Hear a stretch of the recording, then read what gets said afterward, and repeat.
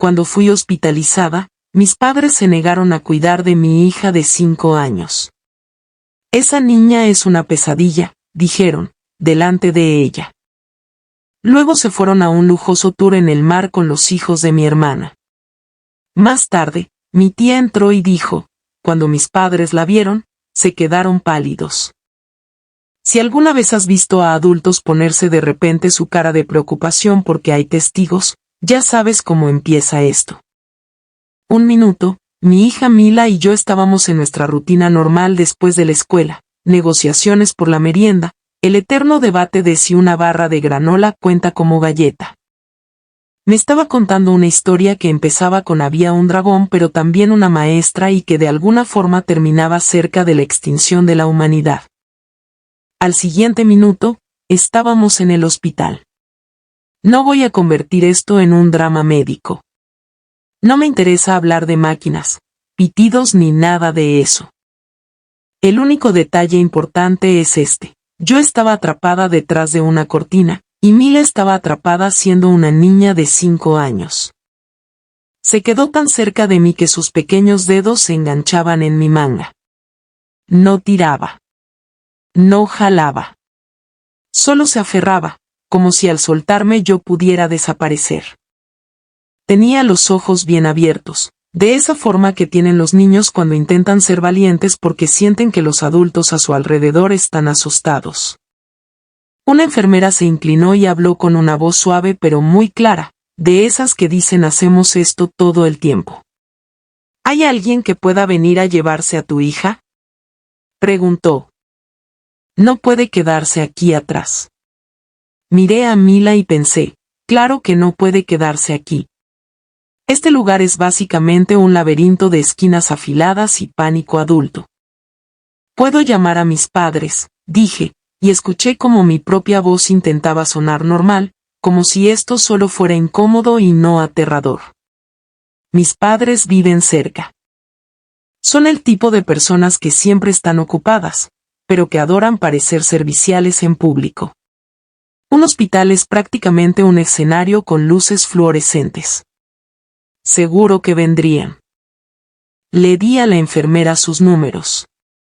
Mila se acercó más y susurró, ¿ya nos vamos a casa? Pronto, le dije, porque eso es lo que hacen las mamás. Decimos pronto como si fuera un hechizo mágico. La enfermera salió, hizo la llamada, volvió y dijo, vienen en camino. Mila exhaló como si hubiera estado conteniendo la respiración con todo el cuerpo. ¿Viene la abuela? Preguntó.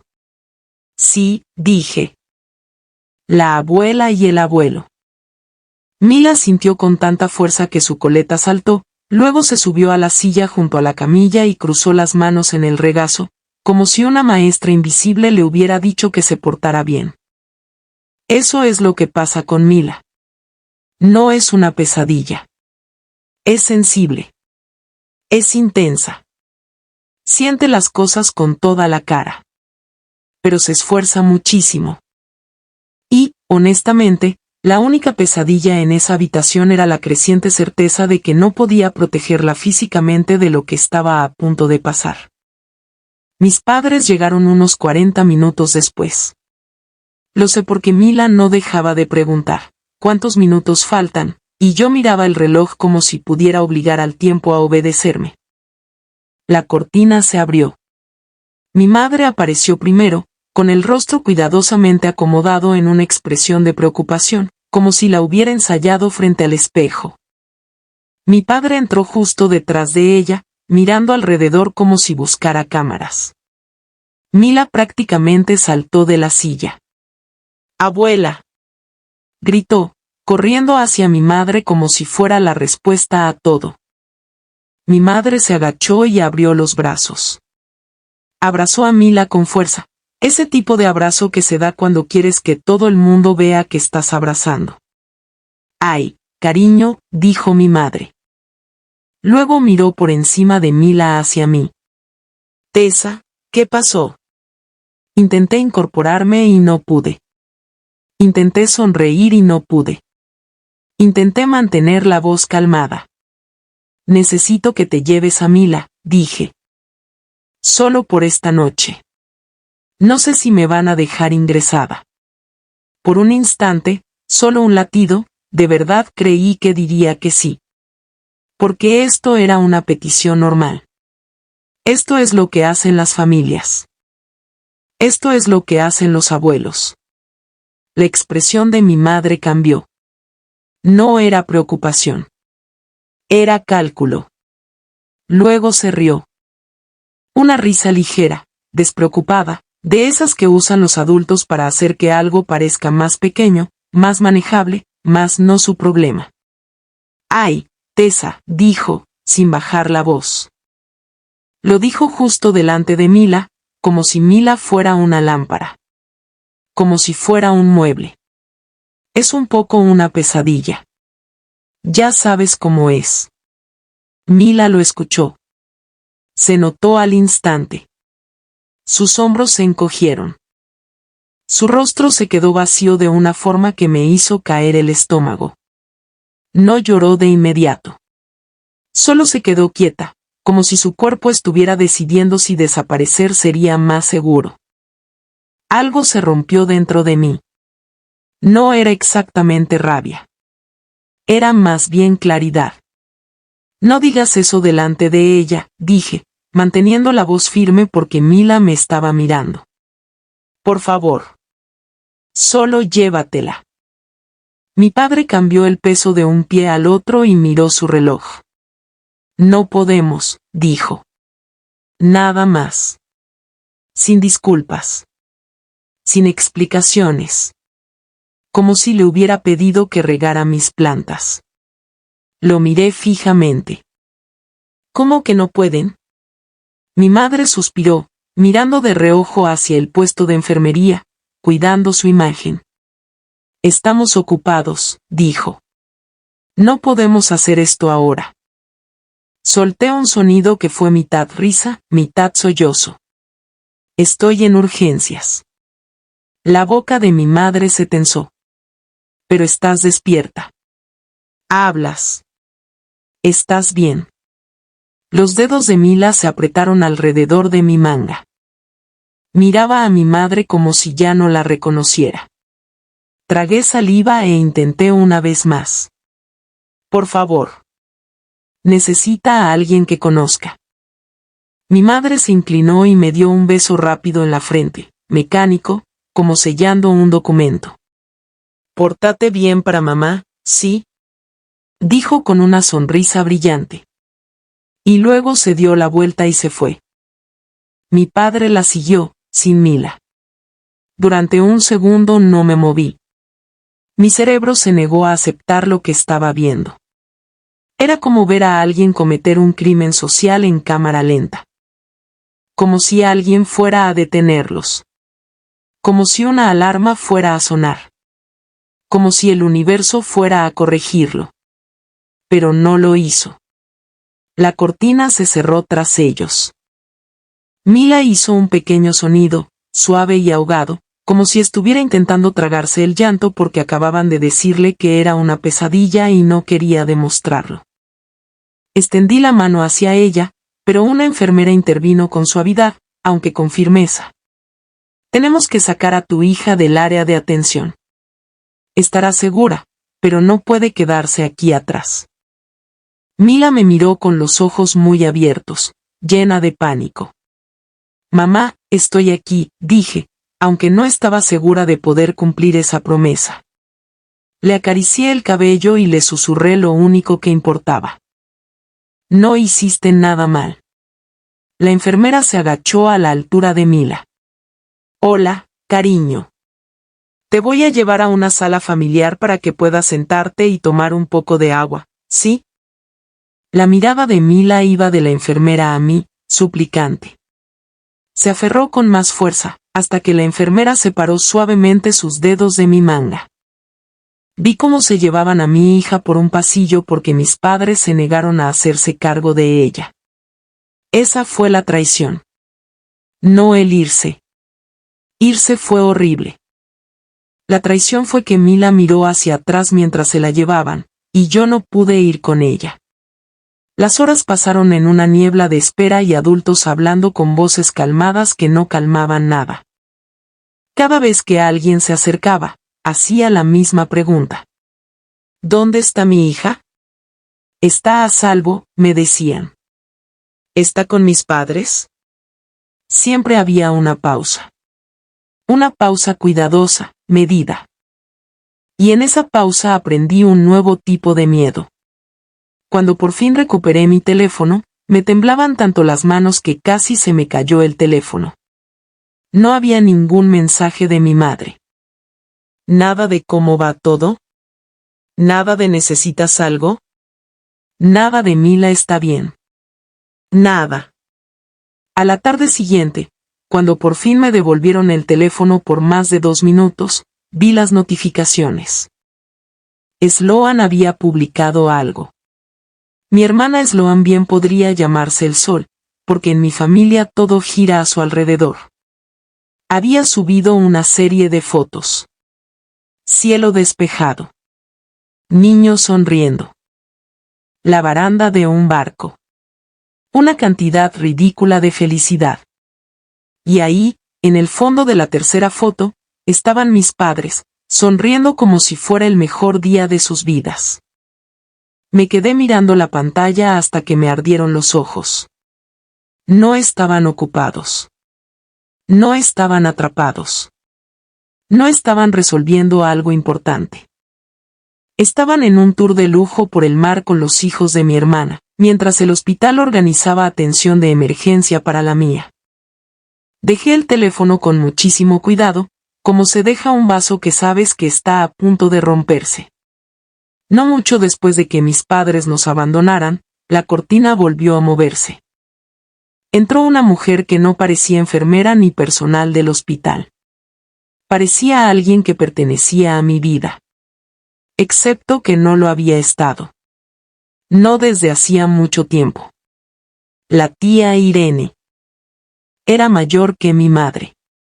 No tenía hijos. Tenía dinero, pero de ese que no necesita anunciarse. Cuando yo era pequeña, era quien recordaba mis snacks favoritos, quien me preguntaba qué estaba leyendo, quien me trataba como si yo fuera interesante, no útil. Luego desapareció de mi vida. O, más exactamente, fue apartada de ella. Parpadeé al mirarla, sin saber si estaba alucinando. Me miró y dijo, ¿dónde está Mila? En ese momento no sabía cómo nos había encontrado ni qué iba a desencadenar su presencia. Si la aparición de la tía Irene se sentía como un giro inesperado de la trama, es porque mi familia siempre ha estado profundamente comprometida con la realidad selectiva. Ejemplo, mi infancia. Una vez llegué a casa con un examen con sobresaliente. Lo deslicé sobre la encimera de la cocina como si estuviera presentando una prueba en un juicio. Mi mamá lo miró y dijo, bien. Luego alzó la voz, lo suficientemente fuerte como para que los vecinos escucharan. Sloan, ven aquí, cariño. Cuéntale a tu hermana qué pasó hoy en el almuerzo. Sloan entró como si fuera la dueña del lugar y anunció. La señora Halpern dijo que mi dibujo era súper creativo. Mis padres reaccionaron como si hubiera curado una enfermedad. Yo me quedé ahí, sosteniendo mi sobresaliente, pensando, está bien. Perfecto. Voy a plastificar mis sentimientos. Esa era la marca de la familia. Yo era la responsable. Sloan era la especial. No necesitábamos una reunión familiar. Teníamos un patrón. Cuando tuvimos hijos, el patrón no desapareció. Se profesionalizó. Tuvo presupuesto. En uno de los partidos de fútbol de los hijos de Sloan, mis padres aparecieron con camisetas iguales. Camisetas iguales, como si fueran una atracción temática. Mi padre llevó una silla plegable. Mi madre llevó snacks. Había una nevera. Una nevera. Cuando terminó el partido, tomaron 47 fotos, publicaron 3 y lo llamaron el mejor día de todos. 2 semanas después, Mila tuvo su presentación del preescolar. 8 niños. Máscaras de platos de papel. Un micrófono. La mayoría susurrando. Le envié un mensaje a mi mamá con la hora y escribí, significaría mucho si vinieras. Ella respondió, ocupados. Lo dejamos para otro día. Dile que estamos orgullosos. Díselo. Como si el orgullo fuera algo que se pudiera enviar por correo. Mila todavía preguntó, ¿van a venir la abuela y el abuelo? Yo dije, tal vez la próxima vez. Como si no supiera ya la respuesta. Luego empezó el tema del dinero. Hace 7 años, mi madre me llamó un martes cualquiera con esa voz, la que usa cuando quiere que tu sistema nervioso haga el trabajo por ella. Me duele muchísimo la espalda, dijo. No estoy un poco adolorida. No me cedí. Más bien, soy una heroína trágica de una novela victoriana. Luego vino la frase diseñada para hacerte sentir un monstruo por simplemente respirar. Los médicos no logran entender qué es. Dolor más misterio es el sándwich perfecto de culpa. Se saltó los detalles médicos y fue directo a la injusticia. Los tratamientos no los cubren, dijo. Los buenos. Estamos intentando todo. Trabajo en finanzas.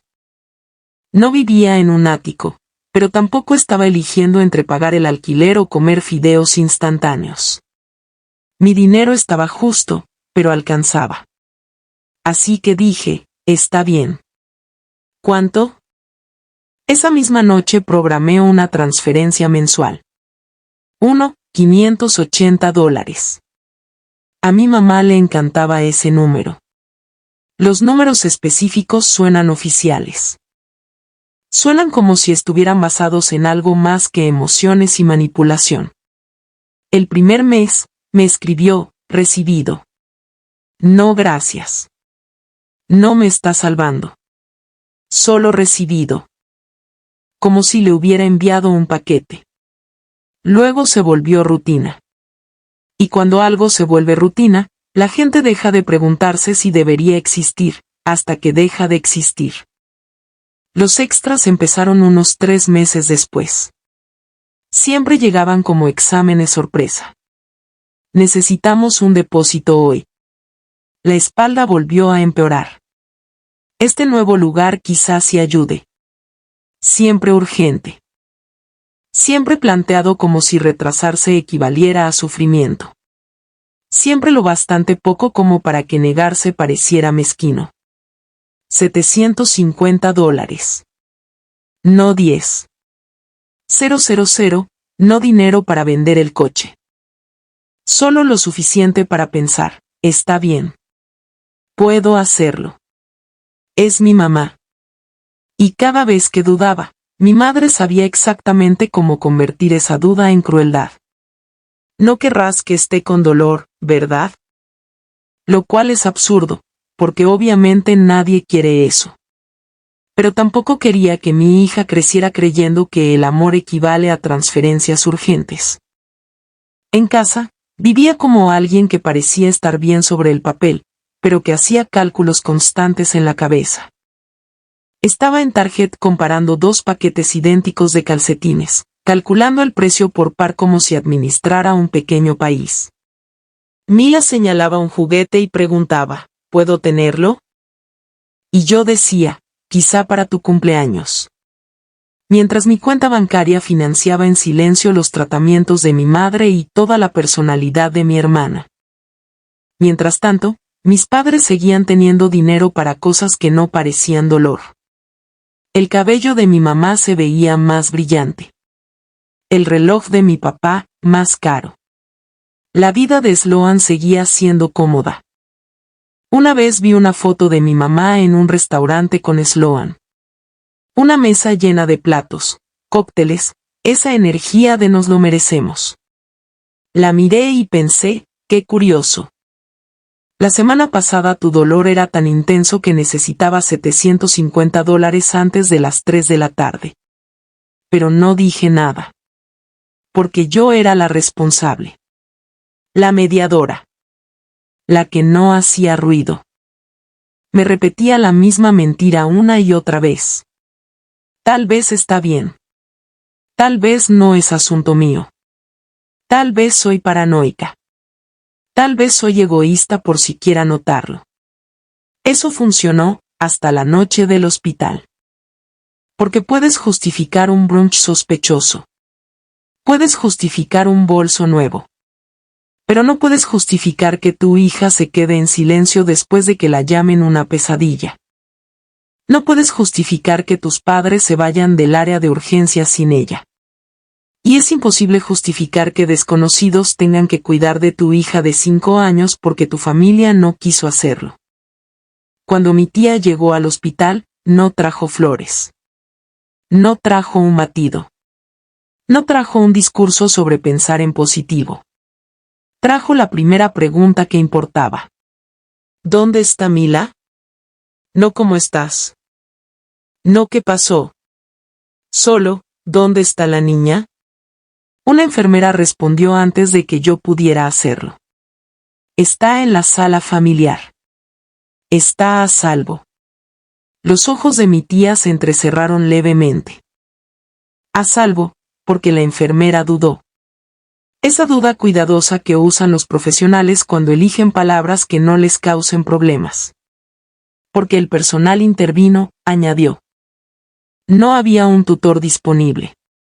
Mi pecho se cerró. ¿Y sus abuelos? Preguntó mi tía. La pausa de la enfermera fue la respuesta. Vinieron antes, dijo. Se fueron. Mi tía asintió una sola vez, como si acabara de confirmar algo que ya sospechaba. Luego se sentó junto a mi cama y tomó mi mano entre las suyas. Su agarre era firme. Cálido. Todo lo contrario al toque rápido de mi madre, besos en la frente, de esos que se sienten como un sello. Estoy registrada como contacto de emergencia, dijo. Por eso me llamaron. Parpadeé. No lo recuerdo. Te quitaron de muchas cosas hace años, dijo con suavidad. Probablemente fue un formulario de la escuela. Tú sabías quién iba a aparecer. Esa frase debería haber sido reconfortante. Y lo fue. Pero también fue humillante de una forma que no sé explicar sin sonar exagerada, como si hubiera estado preparándome en silencio para este tipo de traición sin admitirlo siquiera ante mí misma. Antes de que pudiera decir algo, la cortina se movió otra vez. Mis padres entraron. No en silencio. No con nervios. Entraron como si esta fuera una escena que esperaban retomar, como si el hospital simplemente hubiera estado guardándole su lugar hasta que regresaran. El rostro de mi madre estaba cuidadosamente compuesto en una expresión de preocupación. Las cejas de mi padre, fruncidas con seriedad. Era una buena actuación. Mis padres son muy buenos aparentando ser padres. Entonces mi madre vio a mi tía sentada a mi lado. La expresión de preocupación desapareció tan rápido que casi fue impresionante. Mi padre se detuvo a mitad del paso. Sus ojos pasaron de la enfermera, a la trabajadora social detrás de ellos, y luego regresaron a mi tía. Estaba contando testigos. Ahí fue cuando entendí por qué estaban allí. No porque de repente se arrepintieran de haber dejado a Mila, sino porque alguien con autoridad los había llamado de vuelta. La trabajadora social se aclaró la garganta. Gracias por regresar. Necesitamos documentar lo que ocurrió anteriormente con la menor. La voz de mi madre se volvió dulce. Por supuesto. Solo estábamos confundidos sobre lo que se necesitaba. Hubo un malentendido. Mi tía no levantó la voz. No lo necesitaba. Dejaron a su nieta en un hospital, dijo. Mi madre parpadeó rápidamente. No la dejamos. Nosotros, se fueron, dijo mi tía, calmada y clara. Y no se la llevaron. La mandíbula de mi padre se tensó. Esto no necesita público. Mi tía inclinó ligeramente la cabeza. Lo hicieron público cuando abandonaron a una niña en un lugar público. Mi madre intentó recomponerse. ¿Sabes cómo es Tessa?, dijo, soltando una pequeña risa, como si estuviéramos todos en un brunch. Siempre convierte todo en una crisis. Nunca ayuda. Y ahora nosotros somos los villanos. La miré fijamente. Nunca ayuda. Mi tía miró a mi madre como si acabara de intentar darle un volante de algo que no le interesaba en absoluto. Esa no es la versión que tiene el hospital, dijo mi tía. Y tampoco será la versión que exista en mi casa. La boca de mi madre se abrió y se cerró. Sus ojos volvieron a la trabajadora social. Podía sentir cómo el control se le escapaba. La trabajadora social habló con suavidad, pero con firmeza. Si se niegan a hacerse cargo esta noche, necesitamos que quede constancia. El rostro de mi madre se tensó. No nos estamos negando. Mi tía se giró ligeramente hacia la trabajadora social. Se negaron antes. Por eso me llamaron. La trabajadora social revisó sus notas y asintió. Eso coincide con nuestro informe. Mi madre palideció. No de una forma exagerada. De una forma muy humana. Muy asustada. La expresión de alguien que acaba de darse cuenta de que ahora existe un rastro escrito. Mi padre se aclaró la garganta. ¿Dónde está Mila? En la sala familiar, respondió la enfermera. Con el personal. Mi tía se puso de pie. Viene conmigo. La cabeza de mi madre se levantó de golpe. ¿Cómo dice? Me la llevo esta noche, dijo mi tía. Y mañana. Y el tiempo que sea necesario. La voz de mi madre se volvió cortante. No puedes simplemente llevarte a nuestra nieta. Mi tía no se inmutó. Ya tuvieron su oportunidad. La trabajadora social miró a mi tía. ¿Está usted registrada como contacto de emergencia? Sí, respondió mi tía. La trabajadora social asintió. Entonces podemos documentar una transferencia temporal de custodia. El rostro de mi madre hizo algo horrible. Intentó sonreír, y no pudo. Se giró hacia mí, con la voz repentinamente suave. Cariño, nos llevaremos a Mila ahora. Solo estábamos abrumados antes. Escuché esas palabras como si rebotaran en las paredes del hospital. La niña es una pesadilla. No respondí. Mi tía le pidió a la enfermera que trajera a Mila. Cuando Mila entró, no corrió hacia nadie. Avanzó despacio, como si ya no confiara en la habitación. Me miró primero a mí, luego a mi madre, y después volvió a mirarme. Mi tía se agachó hasta quedar a su altura. Hola, cielo, dijo.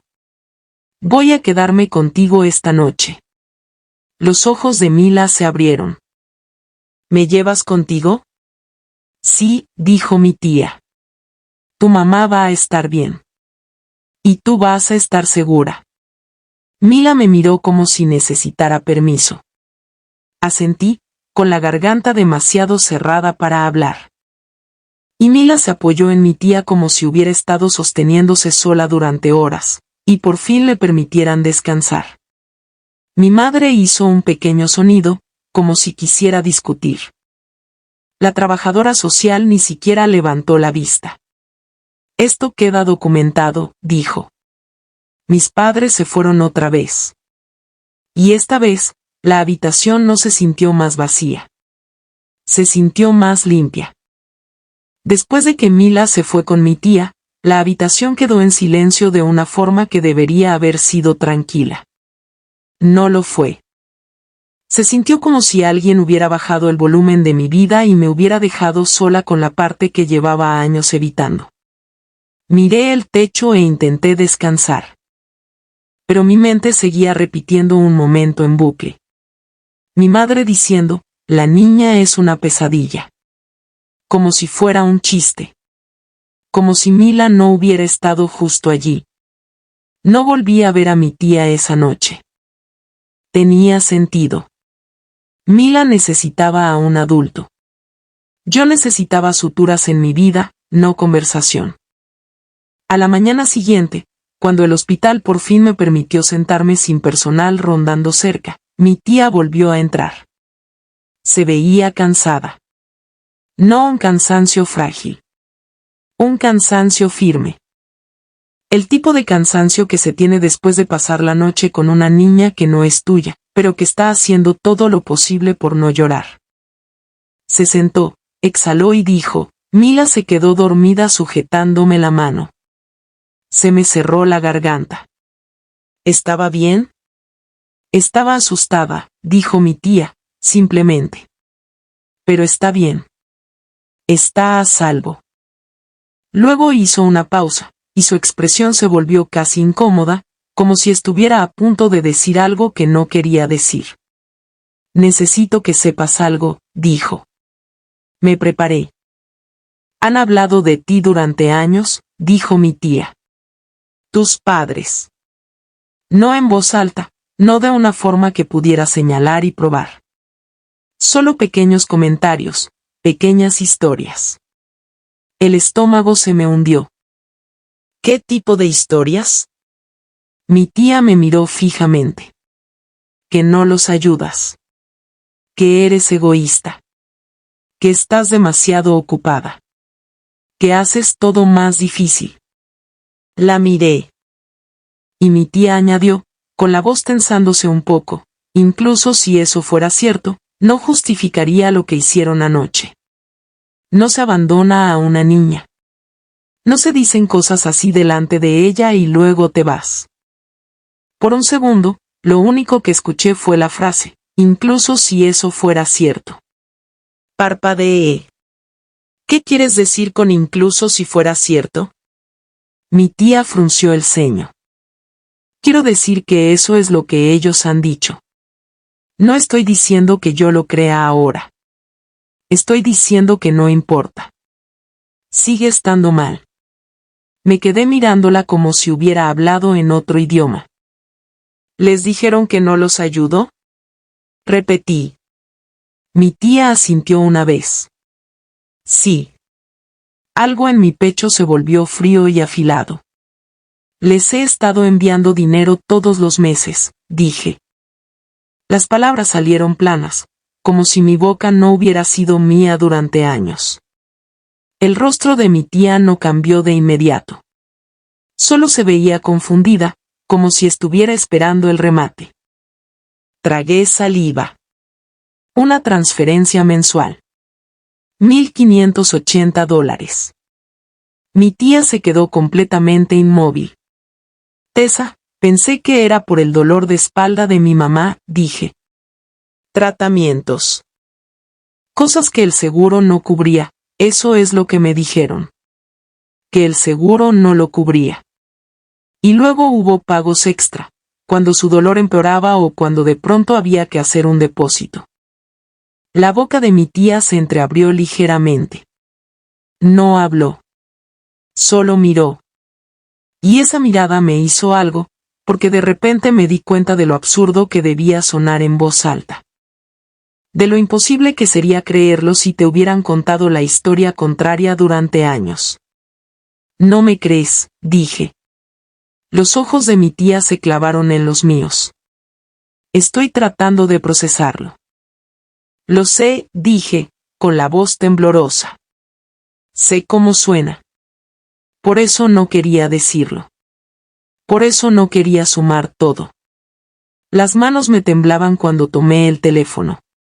No porque ella me pidiera pruebas, sino porque necesitaba que lo viera con sus propios ojos. Necesitaba que alguien lo viera.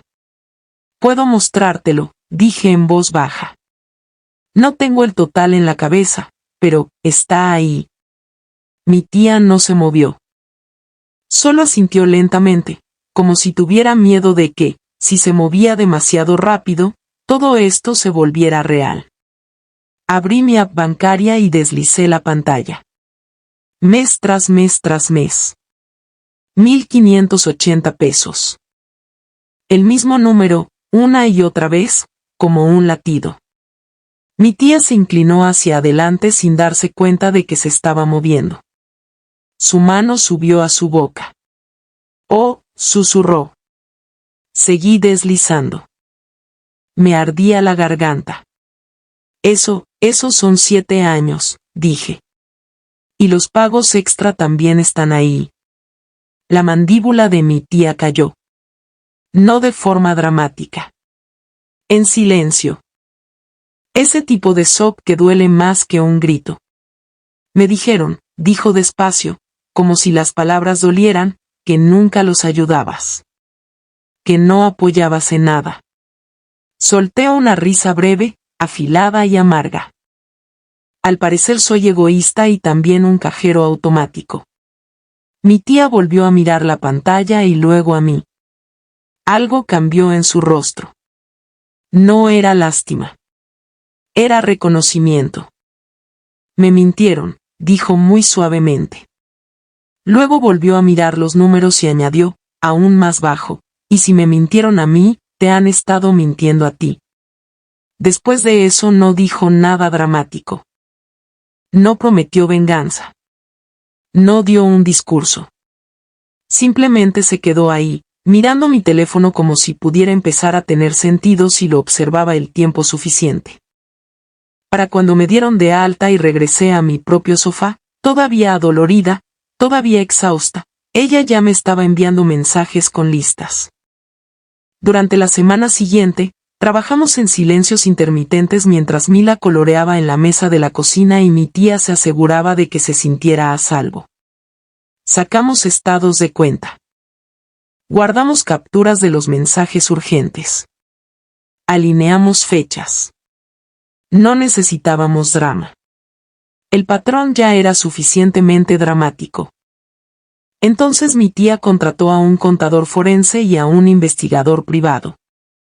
No para entrar en las cuentas de nadie, sino para rastrear lo que se podía rastrear a partir de mis registros.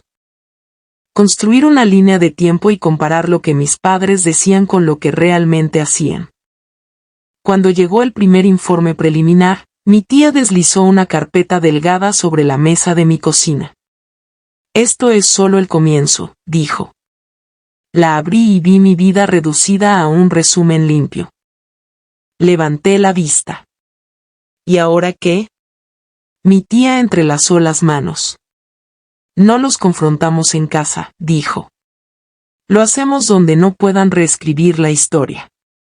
Mi corazón dio un golpe fuerte. ¿Dónde? Me sostuvo la mirada. Frente a todos. A mis padres les encantan las reuniones familiares como a los actores les encanta la noche de estreno. Ahí es donde controlan el relato. Unas semanas después, hubo una reunión. Todos estaban ahí, familiares, primos, un par de amigos de la familia. Mi madre brillaba, haciendo de anfitriona como si nada hubiera pasado.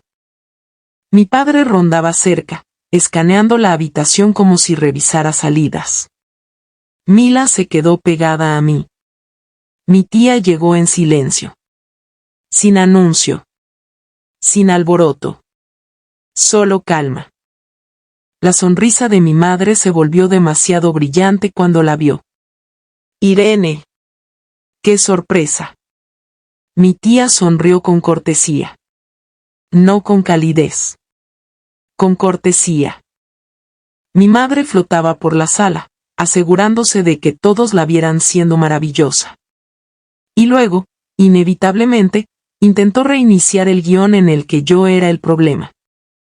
Se rió y le dijo a un pariente, lo suficientemente alto para que otros escucharan. Ya sabes cómo es Tessa, siempre dramática. Siempre necesitando algo. Algunas personas rieron. Fue reflejo. Así funcionan los guiones. La mano de Mila se apretó alrededor de la mía. Mi tía dio un paso al frente. Me gustaría que todos escucharan un momento, dijo. No gritó. No pidió permiso. Habló como alguien que ya había decidido que esa conversación iba a ocurrir. La sala se quedó en silencio, poco a poco. Mi madre parpadeó. Irene, ¿qué es esto? Mi tía abrió la carpeta. Has estado diciéndole a la gente durante años que Tessa nunca te ayuda. La sonrisa de mi madre titubeó. Bueno, mi tía levantó una mano. He visto los recibos. El aire cambió. Durante 7 años, dijo mi tía, Tessa les envió 1,580 pesos todos los meses. El rostro de mi madre se descompuso. La mandíbula de mi padre se tensó. La sonrisa de mi hermana se quebró. Mi tía continuó, con voz firme. 84 pagos. Eso suma 132,720 pesos. Alguien susurró, eso no puede ser. Mi tía ni siquiera lo miró. También hubo 42 pagos adicionales que solicitaron como emergencias. 750 pesos cada uno. Hizo una pausa. Eso suma 31,500 pesos. Miró alrededor de la habitación y dijo el número final como si leyera un veredicto. 164,220 pesos. Mi madre se puso pálida. Mi padre miró al suelo. Mi hermana parecía abofeteada. Mi madre intentó recuperarse. Tessa lo ofreció. El tono de mi tía no cambió. Estos pagos estaban ligados a una historia. Tratamientos para el dolor de espalda. La voz de mi madre se elevó. Mi dolor de espalda es real. Mi tía asintió una vez. Esa no es la pregunta esta noche. Levantó una captura impresa. Este es tu mensaje, el depósito vence hoy o cancelan el programa. Otra. Le volvió a dar el dolor de espalda. Necesitamos 750 pesos antes de las 3. Otra. Este próximo tratamiento podría finalmente ayudar. Miró alrededor de la sala. Eso no es apoyo casual. Eso es presión. Mi hermana dio un paso al frente, cortante. Esto no es asunto tuyo. Mi tía se giró lentamente. Se volvió asunto mío cuando abandonaron a una niña. La habitación se congeló. Entonces mi tía dijo la frase que cayó como un plato al suelo. Fueron al hospital, dijo, mirando directamente a mis padres. Se negaron a llevarse a Mila. Los ojos de mi hermana brillaron. La respiración de mi madre se cortó. El rostro de mi padre se tensó de vergüenza. Y mi hija, continuó mi tía con calma, dijo frente a esa niña, la niña es una pesadilla. Mila se apretó más contra mí. Yo no me moví. No lo necesitaba. Mi tía estaba diciendo lo que debía decirse. Y mientras Mila era cuidada por extraños, dijo mi tía, estos dos sonreían en fotos en un tour de lujo por el mar con los otros nietos. Mi madre susurró, estábamos ocupados. Los ojos de mi tía se afilaron. Estaban en un barco. Silencio. Ese tipo de silencio que hace zumbar los oídos. Mi tía cerró la carpeta con cuidado. Estoy actualizando mi fideicomiso con efecto inmediato. Mi madre hizo un pequeño sonido, como si su cuerpo intentara discutir antes de que su mente alcanzara a reaccionar. El rostro de mi padre se tensó de miedo. Mi hermana se quedó inmóvil. El futuro de Mila estará protegido, dijo mi tía con calma. Tessa no volverá a ser utilizada como fuente financiera. Mi madre finalmente encontró su voz. No puedes. Mi tía la interrumpió, cortés como una puerta cerrada. Si puedo, la habitación quedó en silencio. Las personas que se aprovechan de la familia no heredan de mí. Las personas que abandonan a niños no son recompensadas por ello. Y eso fue todo. Sin discurso después. sin gritos caóticos. Sin espacio para reescribir la historia. La narrativa cambió ahí mismo, frente a testigos. Un año después, las cosas estaban más tranquilas. No mágicamente arregladas. No perfectas. Solo más tranquilas, de esa forma en que la vida se calma cuando dejas de alimentar el caos. Y no solo corté contacto con ellos. Decidí demandar. No porque quisiera una historia dramática de venganza, sino porque, una vez que vi el patrón, ya no pude dejar de verlo. El dinero que envié para el tratamiento del dolor de espalda no coincidía con la realidad. Coincidía con viajes de lujo. Salidas caras con los hijos de mi hermana. El tipo de regalos que compras cuando alguien más está pagando la cuenta. Mi tía me recomendó a un abogado que no se distraía con lágrimas ni se ofendía con indignación fingida. El tipo de abogado al que le gustan los calendarios, las capturas de pantalla y los números. No intentamos demostrar que cada pago individual hubiera sido mal utilizado. No podíamos. 7 años es mucho tiempo, y tratamiento es una palabra conveniente cuando quieres que todo permanezca vago. Pero demostramos lo suficiente. Suficientes mensajes ligados a depósitos y citas urgentes. Suficientes fechas que coincidían con gastos, no con cuidados. Suficientes inconsistencias para que la historia que mis padres me vendieron dejara de sonar a mala suerte y empezara a sonar como un sistema. Así que seguimos adelante. Y ganamos lo suficiente como para que importara. Recuperé $68,000. 40,000 llegaron como un pago único. El resto llegó lentamente, $700 al mes durante 40 meses. Cada depósito se sentía como una prueba de que no estaba loca por confiar en mis propios ojos. Después de la audiencia, cortamos todo contacto, excepto a través del abogado. No como castigo. Como protección. Para Mila. Para mí. Y entonces ocurrió algo inesperado. La vida llenó el espacio que dejaron. Mi tía se convirtió en una constante. Visitas los domingos.